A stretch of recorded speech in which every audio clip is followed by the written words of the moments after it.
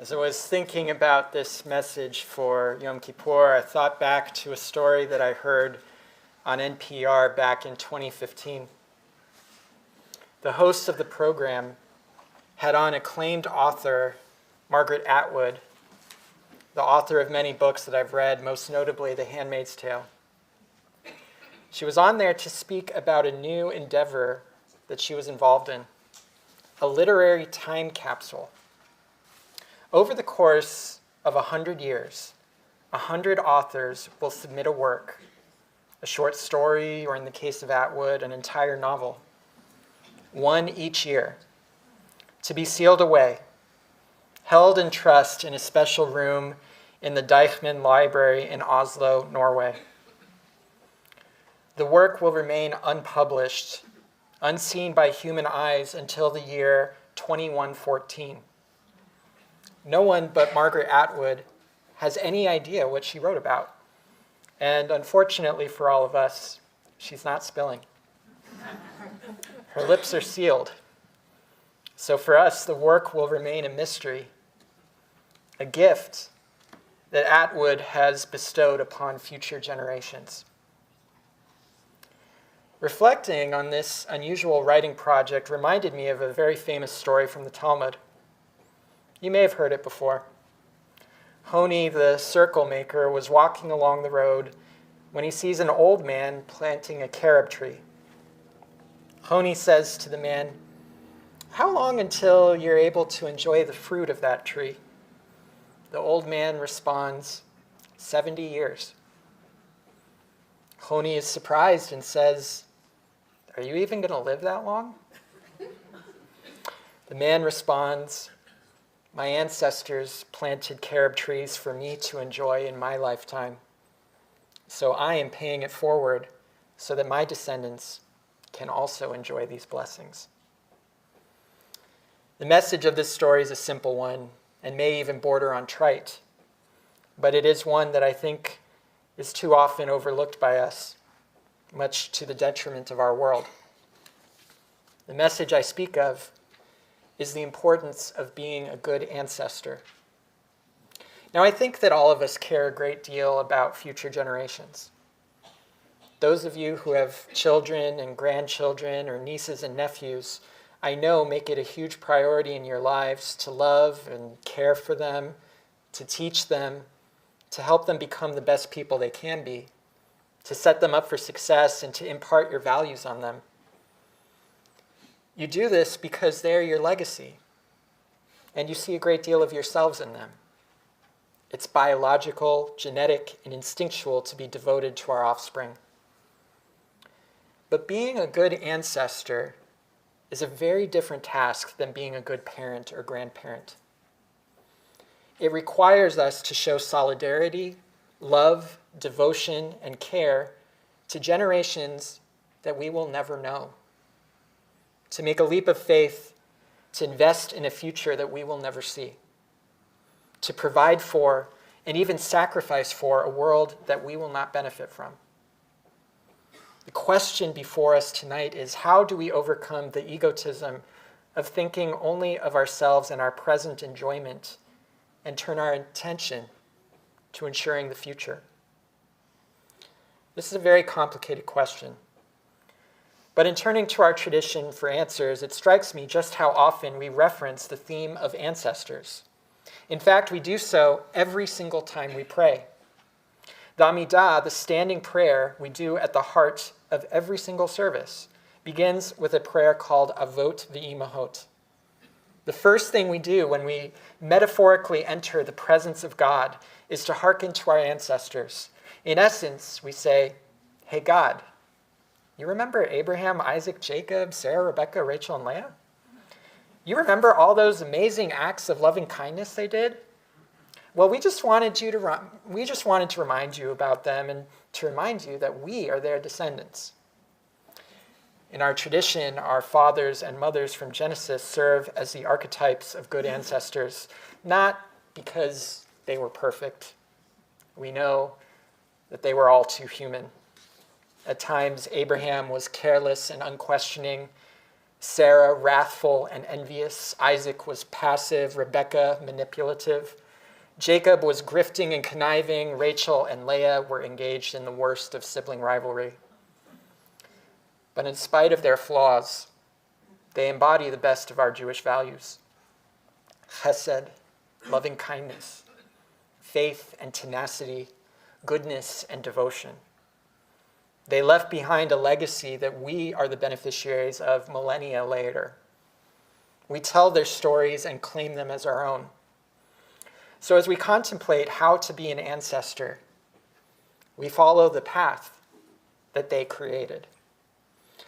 I'll start tonight with Abraham and Sarah. Now, there are many stories we could tell about the values they imparted. We could tell of Abraham and Sarah's extreme hospitality when they encountered strangers on the road. We could talk about Abraham fighting to rescue his nephew Lot being held hostage. We could tell of Abraham arguing on behalf of the innocent with no less than God. But as we think about their legacy, there is one story that embodies the future orientation of a great ancestor. When Sarah dies, Abraham mourns his beloved wife. And when he rises from his grieving, he goes to the town square where he is living in Hebron and asks to buy a burial cave for Sarah. The locals don't take his desire for this real estate very seriously, and they tell him, just go to the local cave and bury her. No one's going to stop you from doing that. But Abraham is insistent. He is absolutely dead set on buying the land. And so the locals bring out Ephron the Hittite, who owns the land with the cave of the Machpelah.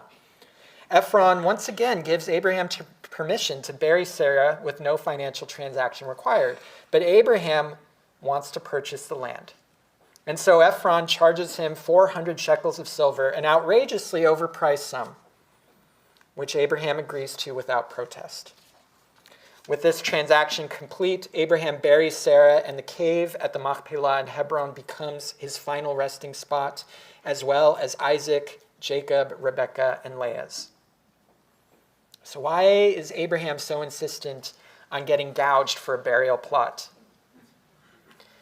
Well, we know throughout his life, Abraham was always a nomad, a wanderer, with no tangible tie to the land. How could Abraham ensure that his clan would come to inherit it as the everlasting promise that God makes to him as the father of a great nation? This is why he insists on buying the cave. By purchasing the land, Abraham owns real estate, a tie to the land that would be passed down from generation to generation. By buying the land, Abraham guarantees the future for all Jews, that we would always have a place to come back to, a place we could call our home. Abraham wasn't just buying a burial plot, he was purchasing an eternal legacy that we are all the beneficiaries of. So what's the lesson? To be a good ancestor means that when we think about the future that we want to create for those who come after us, we have to do everything in our power to make it happen.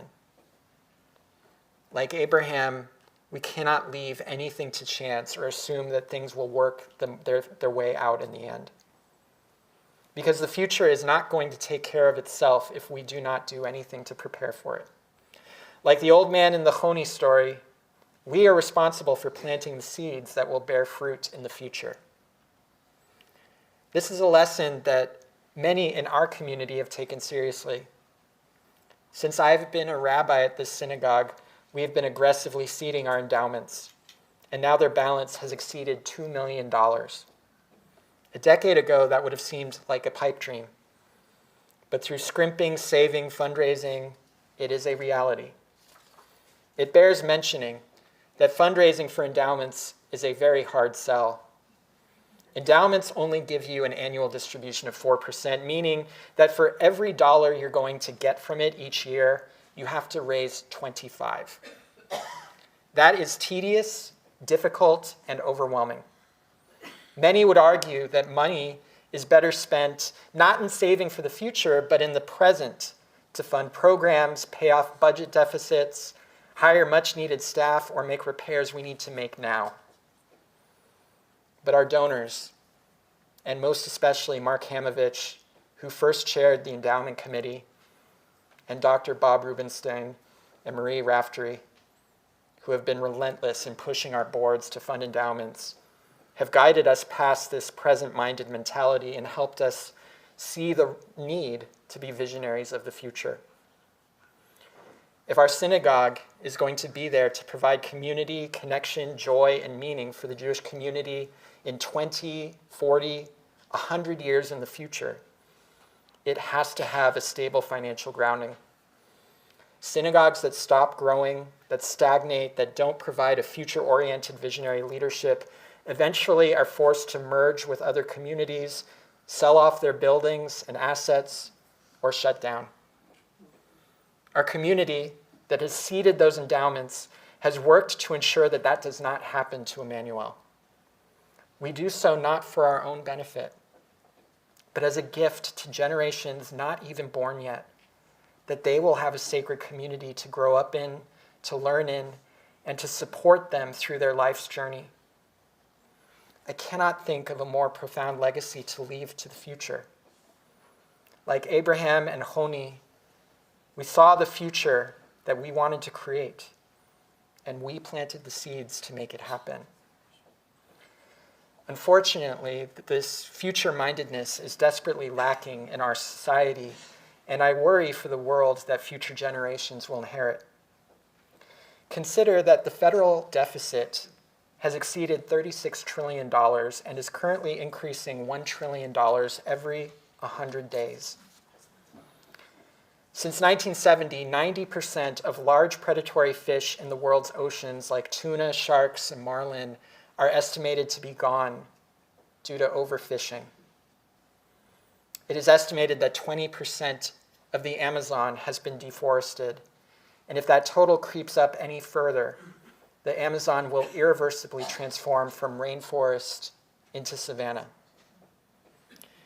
These are just a few examples of how unsustainable current political, economic, and environmental policy is.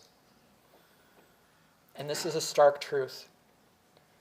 If we do not engage in sustainable fishing, sustainable economic development, if we support short-sighted and costly legislation, we are engaging in theft from future generations. For our overconsumption, they will be condemned to be poorer, to live in worse environmental degradation, and to service debt that we are accruing. Who are we to deprive people who haven't even been born yet of vibrant forests and oceans, of clean air, of a prosperous nation and a growing economy? Why should we get to benefit from those blessings and not they? In everything we do, we have to embody the mentality of Abraham and Sarah and Honi. If we want and expect any of the blessings we enjoy to exist in the future, we are responsible for planting the seeds. Now, as we continue our exploration of our ancestors, I'm going to skip over the second generation for now to talk about Jacob, Rachel, and Leah. What lessons do they have to teach us about how to be a great ancestor? We know that Jacob was the quintessential schemer, the one who manipulated his brother to sell him the birthright of the eldest son. He then doubles down on being conniving and underhanded by disguising himself as his twin brother to steal the blessing from his father. This results in Esau erupting in bitter rage and anger, and Jacob having to flee for his life and spending decades away from his family. Later on in the narrative, after Jacob has built a family of 13 children, God tells him to return to Canaan. And he is terrified because he will have to come back face to face with the demons of his past. He can no longer avoid Esau. And he doesn't know how Esau will react to seeing him again. Will the resentment he feels still manifest in violence? Will he kill Jacob's entire family? When Esau is down the road, Jacob tries to appease him with gifts which Esau rejects. No more avoiding the final confrontation, Jacob approaches his brother, and Esau embraces Jacob and kisses him. They shed tears of reconciliation. The rivalries, The resentments, the bitterness, the anger dissolve away in an embrace of brotherly love. We see a similar dynamic between Rachel and Leah. The two of them are pitted against each other in the worst way as their father forces them to become sister wives to Jacob. Jacob is tricked to marry Leah as Laban disguises her when he was supposed to receive Rachel as a bride. The resentment builds as Leah is spurned and rejected by Jacob, who does not love her, and Rachel cannot bear him children, even as Leah gives birth to son after son. The family dynamic is toxic, and both sisters fester in resentment and hatred for each other. And yet, in the fullness of time, Rachel and Leah are able to grow past their conflict with each other for the sake of harmony in their family. By the end of Genesis, the 12 sons of Jacob coexist in harmony, no semblance of intergenerational trauma or division. The Midrash teaches us that even as Rachel was heartbroken at Leah marrying her beloved because their father insisted on it, she actually taught her sister how to speak and act like her, so that on the night of their wedding, Jacob would not detect the ruse and would not humiliate her. Much like Jacob, Rachel and Leah are also embodiments of the power of reconciliation. In thinking about this theme of our ancestors, it strikes me that this is the 28th year since the Good Friday Agreement that ended the conflict between Northern Ireland and the Republic of Ireland. Less than 3 decades ago, the Troubles saw these now peaceful places rife with bloodshed, bitter conflict, and rampant terrorism. The conflict cost over 3,000 lives and left nearly 50,000 injured. But despite the deep divisions between Unionists and Nationalists, between Catholics and Protestants, both sides voted in overwhelming numbers to end the conflict. It was not easy to get to that result. People who lost loved ones to the violence did not want to see their killers released from prison. Paramilitary groups like the IRA did not want to disband. Many were not ready to let go of the narratives of anger and resentment. But ultimately, the desire to turn the page of history won the day.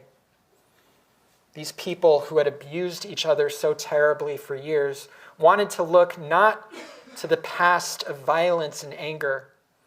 They wanted to look to a future in which their children would not have to pay the horrible price of ethno-nationalist conflict anymore. A future where their descendants would no longer be prisoners to the past and to the old narratives of victimhood. And because of that decision, the people of Northern Ireland and the Republic of Ireland, made 28 years ago, their children and grandchildren now live in peace and prosperity. It strikes me that at the same time that the Good Friday Agreement successfully ended the Troubles, the Oslo Accords failed to end the conflict between the Israelis and the Palestinians. The two sides were inches away from a final agreement that would have established the borders of a Palestinian state and would have put an end to decades of violence and would have resolved the last and most difficult unresolved conflict for our homeland. But Yasser Arafat, who could not transcend the narratives of injustice and trauma that his people have endured, didn't sign the deal. It is perhaps the great tragedy of Israeli and Palestinian history. That moment where peace was so close slipped through our fingers. And now, 3 decades later, after the Second Intifada, wars with Lebanon, countless skirmishes with Hamas, and October 7th and the war in Gaza, it is truly heartbreaking to consider what might have been. Think about how much richer the Palestinian people would be living freely in their own state. Think about how much more stable the entire Middle East would be. Think about all the women and children in Gaza killed in this war who would be alive right now. It is hard to let go of resentments, hatreds, and narratives of victimhood. All the more so when they are rooted in a long history of intergenerational trauma. But when we do not overcome these cycles of abuse, when we do not resolve the conflicts that we have inherited, we allow them to become the prisons of the generations of the future. If we are ever to create a different reality for future generations, we have to be the change.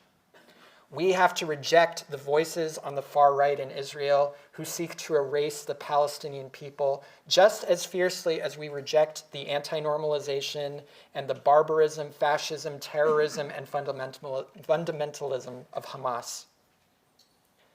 We have to promote and amplify voices that see these two peoples as both having a right to exist in their ancestral homeland and seek to share that space in peace. It is perhaps the greatest gift that we could give to generations unborn, to not allow ourselves to get stuck in the hatreds and conflicts that we have inherited. If we can bridge the divide between Israeli and Palestinian, between white and black, between Jew and Arab, between Democrat and Republican, then the examples of Jacob, Rachel, and Leah will have transformed the future and paved the way for a better world. I'll conclude tonight by speaking about Isaac and Rebekah. When Isaac grows up, he inherits Abraham's flocks and animals, and so he digs wells so that he can care for them. But the Philistines grow envious of his wealth, so they stop up the wells. Undeterred, Isaac digs new wells. The Philistines seize them, claiming the water for themselves. This pattern continues 2 more times until Isaac finally lives in peace with his neighbors. Now, Einstein taught us that doing the same thing and expecting a different result is the definition of insanity. But Isaac's persistence in the face of antagonism and enmity teaches us something different. It teaches us the importance of hope. Isaac could have given up when he faced resistance to his presence in the land, but he didn't. He showed gumption and persistence. He wasn't willing to give up, even with the deck stacked against him. He was willing to put himself out there to create a future that he wanted for himself. His wife Rebekah shows a similar tenacity when we first meet her in the text. Abraham sends his servant to a faraway land to find a wife for his son Isaac. When his servant finds Rebekah, he tells her father of his quest to find a mate for his master's son. Rebekah's father refuses to let her go unless she gives permission, and instantly she says, yes. Imagine the bravery she would have had to have demonstrated to be willing to venture forth into the unknown, likely to never see her family again, to marry a man she has never met. Her unquestioning acceptance of this proposal shows Rebekah's faith and her forward thinking. Her hope drives the narrative forward and is essential in building the house of Israel. The example of Isaac and Rebekah may be the most important ingredient in creating a legacy. To be a great ancestor, we have to be hopeful about the future. Like Rebekah, we have to face the unknown with strength and resilience. Like Isaac, we have to respond to adversity and challenge with the gumption to persevere, to not give up on the future because things get hard. And I recognize it is not always easy to be hopeful. The challenges our world faces right now are daunting. A world that is becoming more unstable with war and conflict, unyielding political divisiveness, increased anti-Semitism, and of course, the climate crisis, which is an existential threat to human life. A 2024 study that appeared in the Chicago Tribune showed that 36% of young people between the ages of 16 and 25 said that they were less likely to have children because of climate change. The statistic echoed in a Pew Research poll the same year that showed that 26% of adults plan to not have children and cited climate change as the primary reason for that decision. Statistics like these illustrate a stark reality. If we are not hopeful about the future, then there will not be a future. Pessimism is a self-fulfilling prophecy. Now, I know that holding on to hope when the challenge is so big and so scary is hard. But the fact is, we do not have a choice except to be hopeful. And there are many reasons, in spite of political setbacks and insufficient global action, to be hopeful. Just to list a few. The price of renewables has plummeted to make them the most economical way to add electricity to the grid. There has been a global trend towards investment in the green sector. There is a growing awareness of global warming worldwide. Many countries have set net zero emission targets. Key sectors like automobiles and heat pumps are becoming electrified. And the technologies coming out to capture carbon are promising. People are working towards solutions. But being hopeful does not mean that we sit back and assume that things will all work out. It means that we are constantly working, constantly engaged in doing the work to create the future that we need to create. If we take on that responsibility of doing just a little to be a part of the solution, then we will have embodied the example of Isaac and Rebekah, ever hopeful of a better tomorrow. Every week, at the end of Shabbat services, Rabbi DeVore and I read the Kaddish list, remembering all the people in our community who have died recently or in years past. This ritual is why many of you show up to services, the impulse to do honor by your ancestors. As I read from those lists each time, I am also reminded that all of us, in many, many years, I hope and I pray, will also be a name on one of those lists. I don't say that to make us depressed or to make us panic. Quite the opposite, really.